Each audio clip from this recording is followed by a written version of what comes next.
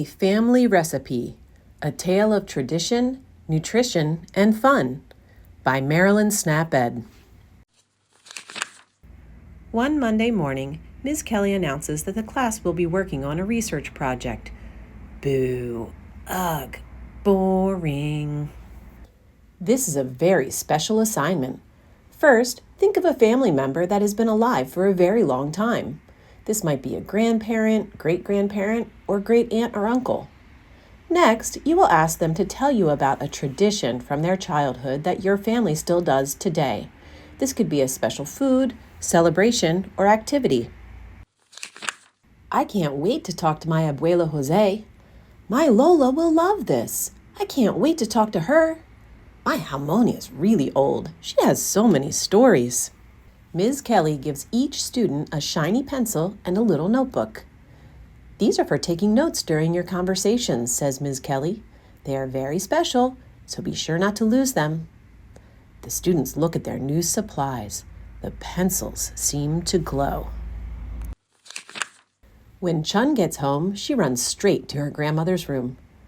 Harmony, I need your help with a school project. What can I do for you, my love? Harmony asks, patting the seat next to her. Can you tell me about a family tradition from when you were young? Asks Chun. Why, I thought you would never ask. They snuggle into Harmony's big chair. She shows Chun an old photo.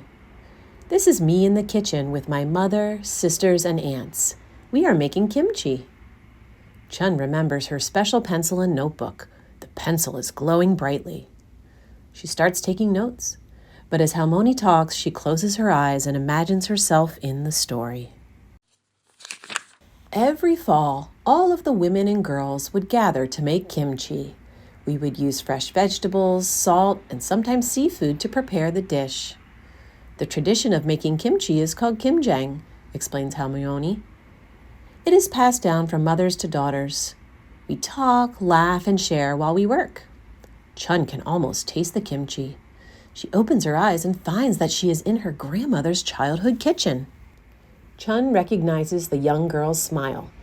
It is Harmony. The older woman must be Harmony's mother. Once the kimchi is ready, we will share it with our families, Harmony's mother tells her. It is a very healthy food. It keeps for a long time, so we can eat it all winter long. Chun wonders if the kimchi is what keeps her grandmother healthy. She never gets sick. Harmony puts down the photo. They are back in her comfy chair. In Chun's hands are the shiny pencil and notebook from Ms. Kelly with the recipe for kimchi written in it. They go to the kitchen. Harmony pulls a jar out of the refrigerator. She says, in our family, everyone joins in the fun. I made this kimchi with your mother, your uncle, and your aunts. This year, you and your brother will join us for kimjang. Chun and Harmony eat kimchi together. Chun smiles and feels very warm inside. Austin goes straight to Great Aunt Martha's house after school. Just who I need to talk to, he says. Can you tell me about a tradition from your childhood? It's for a school project. Why, Austin, I would love to. Do you remember the races we did at the family reunion last summer? Austin did remember. He picks up his glowing pencil and begins writing in his notebook. Well, we have been doing those activities at family reunion since I was a little girl. The games are a fun way for us to get to know family members we don't see often. Austin closes his eyes and recalls the sunny day, the juicy melon, and all kinds of games. Austin feels the warmth of the sun on his back. He opens his eyes to find himself at a big family cookout. Everyone is wearing old-fashioned clothes. He sees a girl doing the sack race. She wins easily, then cheers on the other racers. Austin recognizes the girl's voice. It's Great Aunt Martha when she was young. Come on, she says to Austin. Do you want to be my partner in the three-legged race? They strap their legs together and head to the start line. As they stumble across the finish line, Austin is jolted back to his Great Aunt Martha's living room. He looks at his special notebook and discovers a list of games his family plays at gatherings. Come on, dearie. I'm still the family champion at the three-legged race. Let's practice for next summer. At Pedro's house, He asks his mother if he can video chat with Abuelo Jose. It's for a special school project, he explains. His mother sets up the computer on the kitchen table. Hola, mi nieto, says Abuelo. Hola, Abuelo, says Pedro. I need your help with a school project. Can you tell me about a family tradition from when you were a little boy? Ah, yes, mijo. I will tell you about salsa criolla. My abuelo would make it fresh from the garden every time the family gathered for a big meal. Pedro had tasted Abuelo Jose's salsa criolla many times. He had never heard the story behind it. Pedro starts taking notes with his special pencil, which had started to glow. As Abuelo talks, Pedro closes his eyes and pictures his grandfather when he was young. Suddenly, Pedro feels like he's falling. He lands on his bottom in the middle of a garden. A few rows over, he sees a young boy working with an old man. They are harvesting tomatoes, peppers, onions, and oregano. Pedro realizes the young boy is Abuelo Jose. He is working with his grandfather. Come, Jose, let's take the harvest to the kitchen.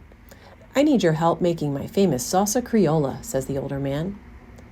Pedro follows them into the kitchen and watches Abuelo Jose help chop the vegetables. They add them to a bowl with vinegar, oil, and a little salt and pepper. As they work, other family members arrive. Everyone comments on the fresh smells and colorful veggies. Finally, they gather around the table for a dinner of delicious fish with salsa criolla. The meal is filled with storytelling and laughter. Pedro's tummy growls. The sound brings him back to his own kitchen. When he looks down, Abuelo Jose's recipe for salsa criolla is written in his notebook. Pedro, when you visit next, would you like to learn to make salsa criolla? Asks Abuelo Jose. Of course, says Pedro. Maybe you can teach me to grow some of the ingredients too. Pedro loves working with his grandfather. Abuelo Jose is always full of fun and energy when he's cooking or gardening. Pedro is excited to continue the tradition of making salsa criolla for big family meals. Back at school, Ms. Kelly's students chatter about their amazing experiences. Fatima tells her friends about how she traveled back in time to find her Jita as a young girl eating sweet dates to break the fast of Ramadan. Maya is demonstrating a traditional dance that she learned from her great uncle. She says she found herself at her grandparents' wedding more than 30 years ago. Jake shows off some tricks with a soccer ball that he learned from his grandfather. They still play soccer with the whole family when they get together. Wow, what interesting experiences, says Ms. Kelly. Let's share, says Ms. Kelly. Sophie, would you go first? Sophie explains the tradition of celebrating the new year with 13 round fruits. Her Lola taught her that the number 13 is for luck and the round shape is for prosperity. I got to see my grandparents trying many different fresh fruits when they were kids, just like my family does today. Here are some fruits that we eat on the new year. My family eats fruit during our New Year's celebration too.